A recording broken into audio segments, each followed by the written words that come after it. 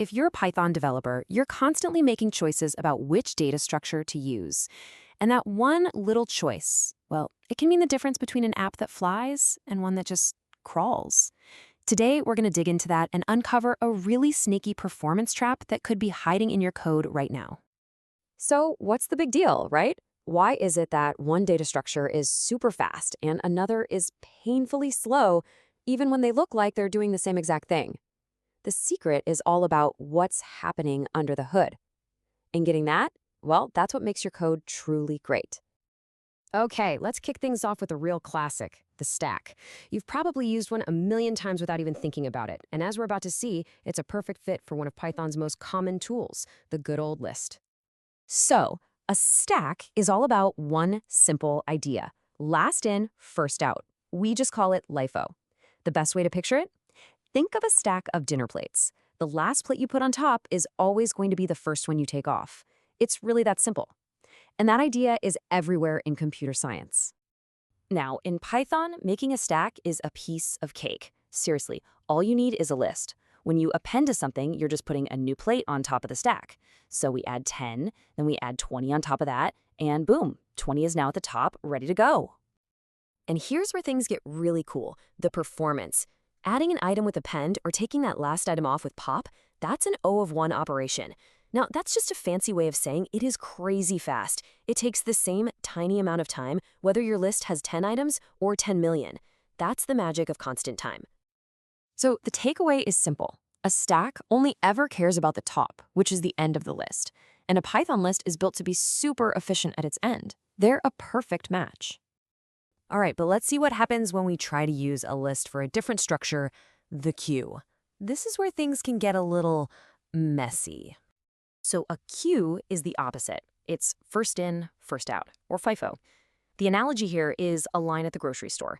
The first person to get in line is the first person who gets to check out. It's fair, it's orderly, and it's another one of those fundamental programming concepts. Okay, a queue seems straightforward, doesn't it? You add people to the back of a line, and you serve people from the front. So you might think, hey, I'll just use a list again.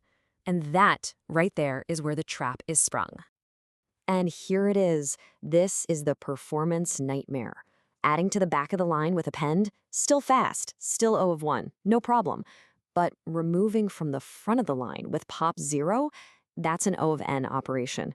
That means the bigger your queue gets, the slower and slower it becomes until your whole application just grinds to a halt. So why is it so slow? What's going on? Well, think of a Python list like a long bus where everyone has an assigned seat.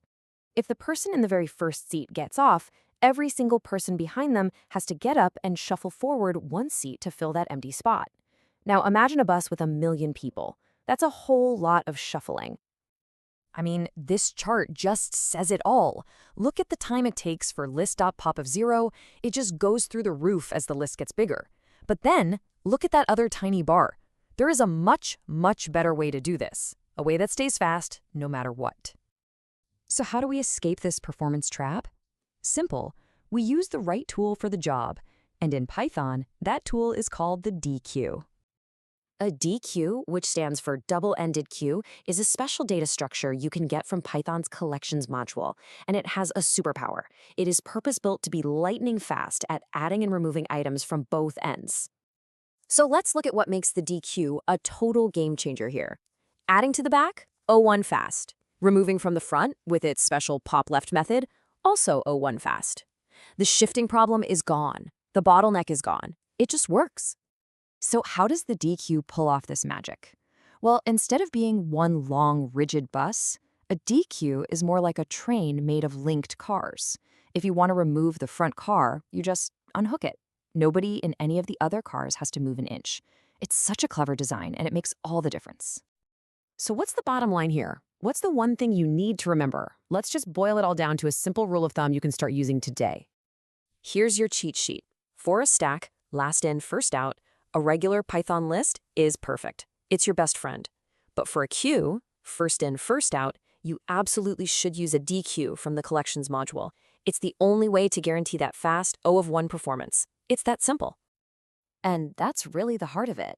How a data structure is built, the invisible mechanics inside has a huge, tangible impact on your code's performance, so you really have to choose wisely. So, now you know about this huge performance trap when you use a list as a queue. But it makes you wonder, doesn't it? What other hidden bottlenecks might be lurking in your own code, just waiting to be found? Time to start looking.